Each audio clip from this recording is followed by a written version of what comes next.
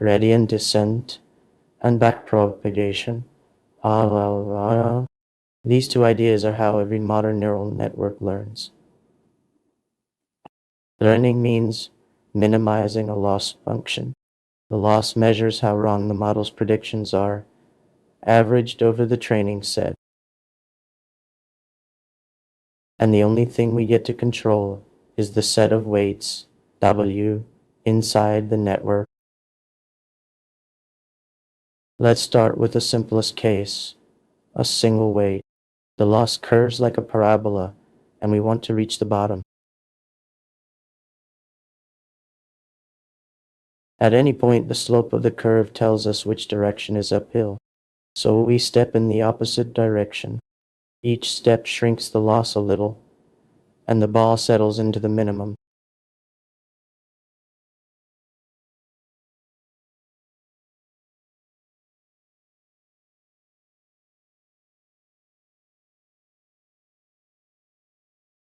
In a real network, there are millions of weights, not one.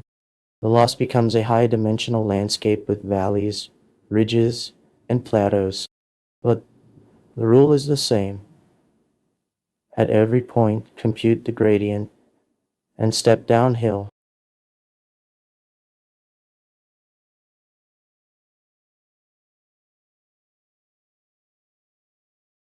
But here's the question. How do we even compute the gradient inside a network with many layers, many weights, and nonlinear activations?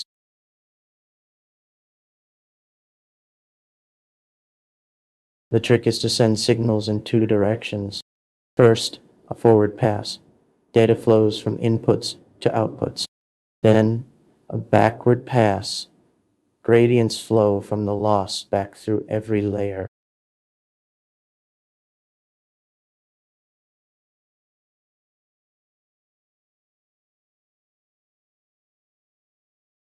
And the engine behind that backward pass is just the chain rule from calculus. The gradient with respect to a weight is the gradient at the output, times the slope of the activation, times the input feeding into that weight.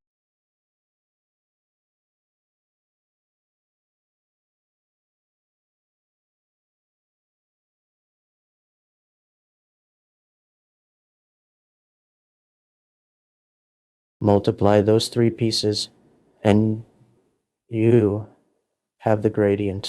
Take a tiny step against it. Repeat.